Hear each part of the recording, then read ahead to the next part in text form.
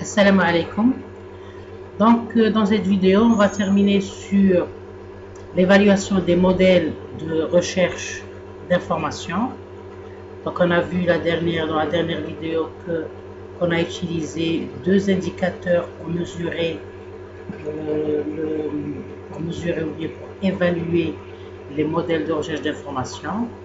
Donc, ces deux mesures qui s'appellent la précision et le rappel. Donc, dans cette vidéo, on va voir un compromis, bien la relation qui se trouve entre la précision et le rappel. On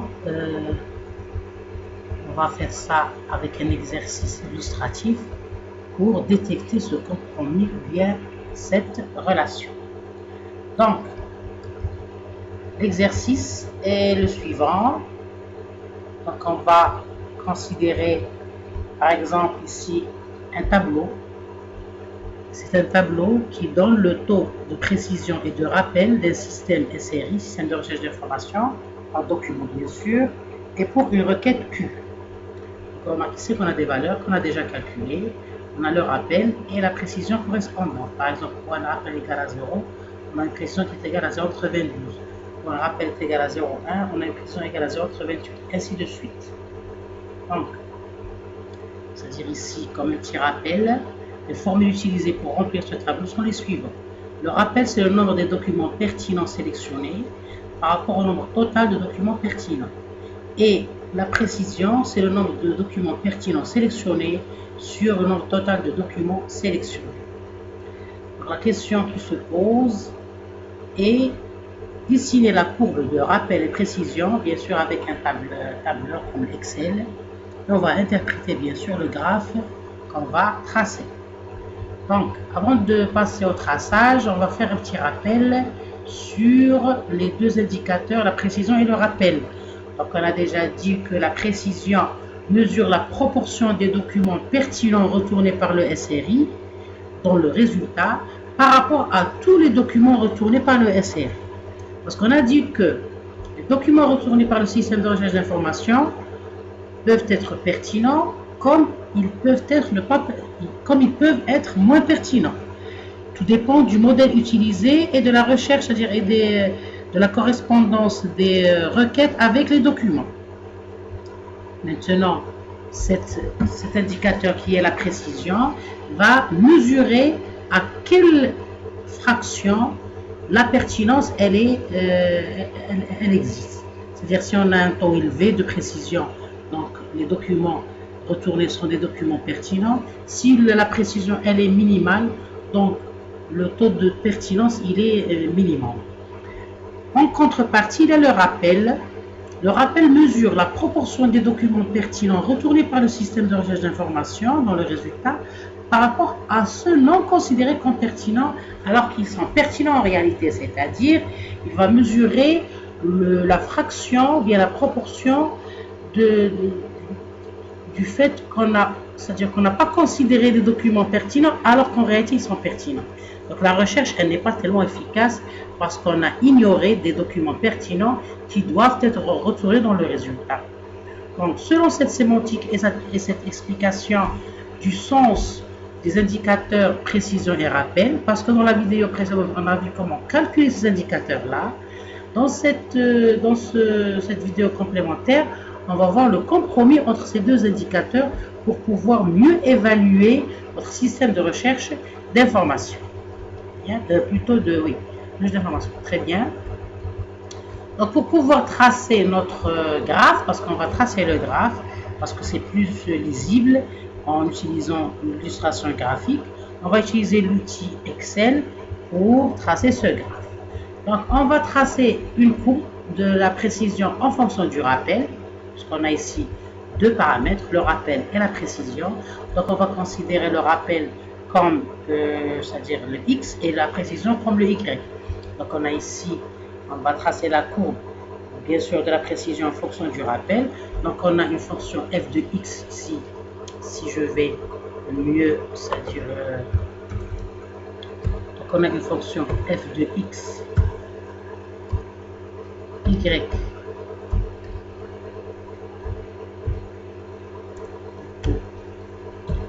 y égale f de x. Ok. Donc ici, le f, c'est le compromis qu'on va voir. D'accord. Donc le y, ça va être la précision. Et le x, ça va être le rappel. Donc ici, on a précision.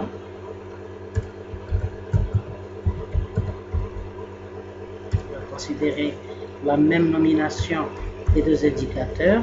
Donc précision égale f de rappel. Et cette fonction, c'est ça le compromis entre les deux indicateurs, précision et rappel. Ok. Donc on va essayer de voir ça graphiquement pour mieux. Très bien.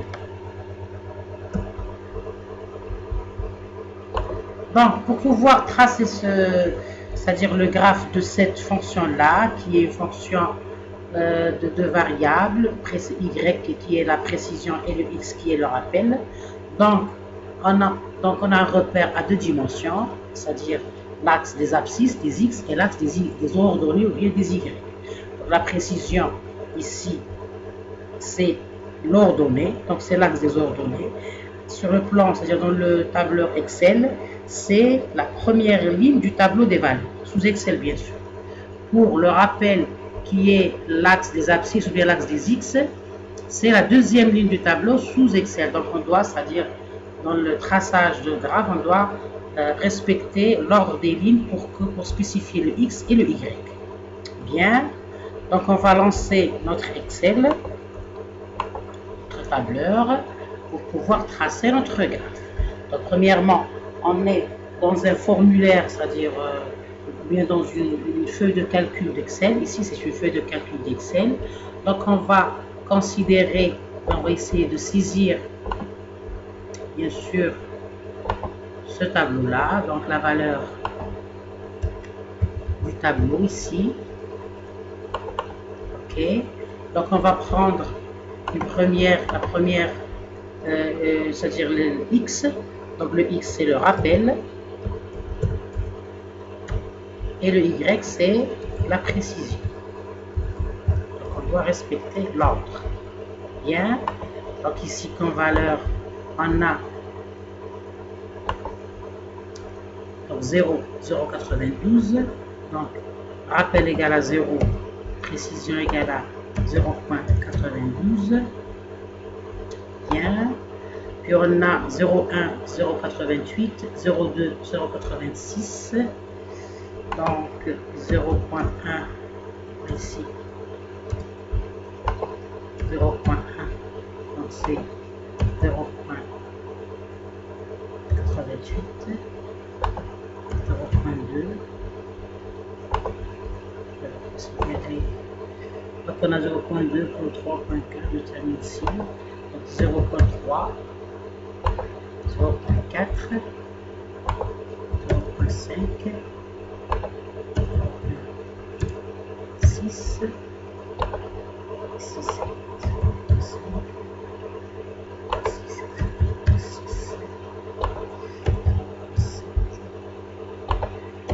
8, 9, puis 1. Très bien. Concernant la précision, on a 88, 86, 84, 80. Donc 0,86, 0,84, 0,80. Ok. On a 0,75, 0,72, 0,70. 0,75, 0,72 et puis 0,70. Très bien. Concernant les dernières valeurs, c'est 0,65, 0,63 et 0,61. Donc c'est 0,65, 0,63, 0.63 et puis 0.61. Très bien. Donc on a tracé le tableau qui contient les valeurs des indicateurs rappel et précision. D'accord. Donc je vais ici, c'est bien. Je vérifie mes valeurs. Très bien. Donc pour pouvoir tracer, donc j'ai considéré la première ligne, c'est la ligne des abscisses ou bien des ordonnées, ou bien c'est la ligne des X, ou bien la ligne des abscisses, et c'est le rappel, et la ligne des ordonnées ou bien la ligne des, ou bien l'axe des Y, c'est la précision à deuxième ligne. Donc dans Excel, il faut respecter cet ordre-là. Bien, donc je vais sélectionner mon tableau et je vais insérer, donc je vais choisir comme graphique nuage de points, donc je vais considérer les points avec mots glissés et marqueurs. Très bien. Donc vous voyez que il m'a tracé ma courbe qui est la courbe précision égale F de rappel. Donc ici l'axe des X c'est le rappel, l'axe des Y c'est la précision. Donc on remarque que lorsque la précision augmente, le rappel diminue. Ok?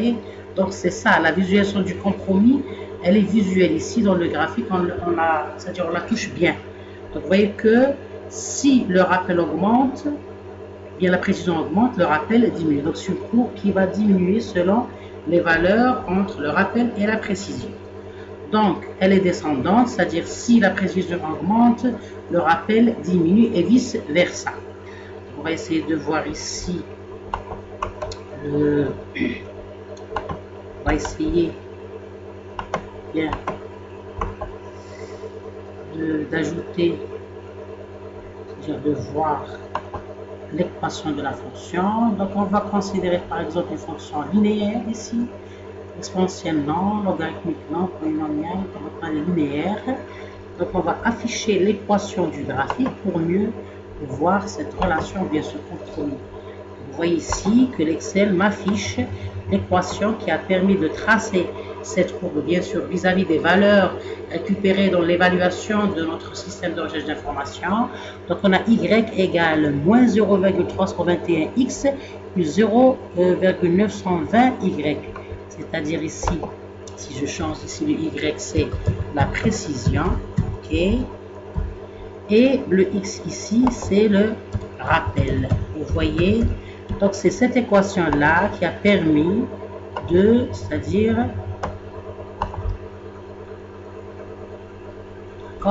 de tracer cette courbe-là qui est une courbe descendante. Donc, c'est par cette formule-là, bien cette équation, on voit le compromis, bien la relation entre les deux indicateurs rappel et précision.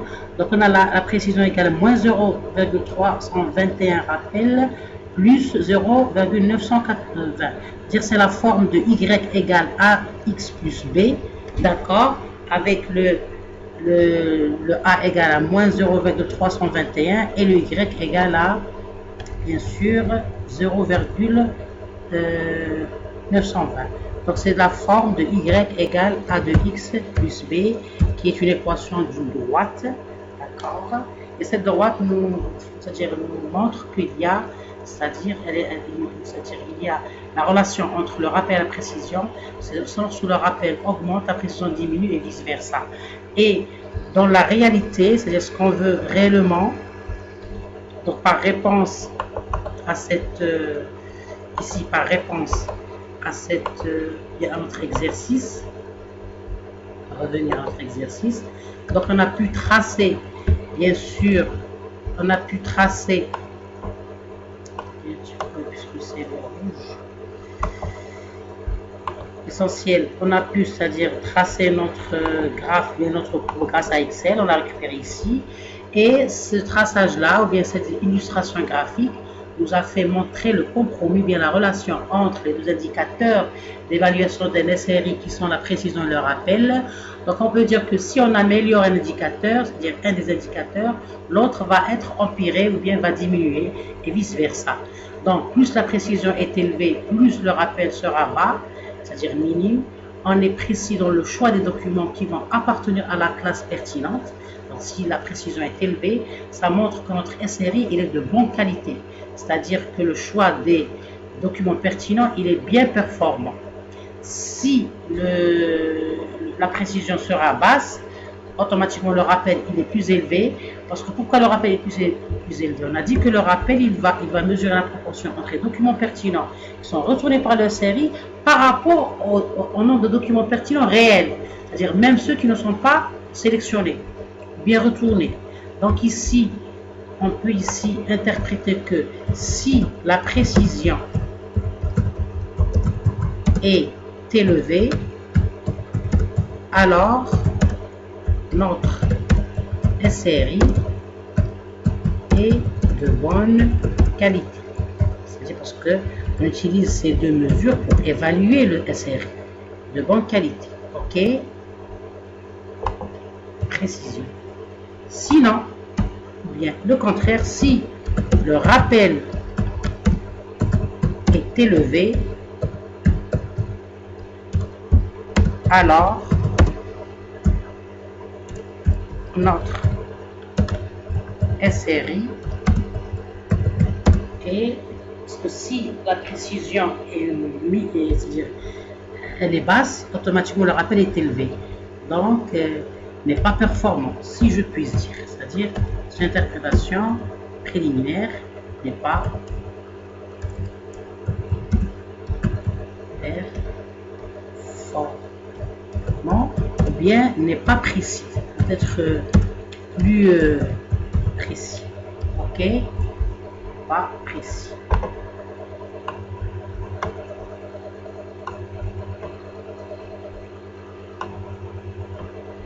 OK, n'est pas élevé ici. Donc, si la précision est élevée, alors notre SRI est de bonne qualité, donc l'évaluation elle est réussie parce que les indicateurs précision et rappel sont utilisés pour évaluer notre SRI. Donc ici, cela est montré dans le graphique. Et si le rappel est élevé, alors notre SRI n'est pas performant, il n'est pas précis. Le fait de dire qu'il n'est pas précis, c'est-à-dire les documents qui sont retournés par le système de recherche d'information, ils contiennent une proportion de documents pertinents minimum. La majorité des documents sont non pertinents. Et ça veut dire que le rappel est élevé, ça veut dire qu'il y a des éléments pertinents qui étaient ignorés par le système de recherche d'information, qui n'étaient pas retournés dans le résultat alors qu'ils sont pertinents. Et cela, grâce à... Pourquoi cette défaillance ou bien cette erreur? C'est parce que, c'est-à-dire le modèle utilisé n'était pas bien, c'est-à-dire il n'était pas bien adapté à la recherche. C'est pour ça qu'il y a toujours un retour en arrière. Si l'évaluation montre que notre SRI, c'est-à-dire est de qualité, c'est-à-dire n'est pas de bonne qualité, c'est-à-dire les résultats ne sont pas tellement satisfaisants vis-à-vis de ce que veut l'utilisateur, alors on va faire un retour en arrière pour pouvoir reformuler notre requête ou bien même changer notre modèle de recherche utilisé. J'avais la formule ici sur le schéma pour mieux voir. L'essentiel, c'est ça, l'interprétation graphique, je peux dire ici graphique, de notre évaluation. Donc, je peux dire graphique, notre évaluation de notre SRI qui nous a permis de voir ce compromis entre la précision et le rappel ou bien cette relation. Donc, c'est grâce au graphe-là, c'est-à-dire qu'on a utilisé, bien sûr, sur un exemple, j'ai emprunté une bibliographie, on a calculé des rappels et on a calculé des précisions vis-à-vis d'une requête, bien sûr, pour pouvoir toucher ce compromis entre la précision et le rappel. Donc, ce sont deux indicateurs complémentaires qui vont déduire l'évaluation de notre SRI et voir si c'est un bon SRI, c'est-à-dire c'est un SRI performant ou bien un SRI défaillant. Donc, je vous remercie pour votre attention et à la prochaine vidéo. Merci.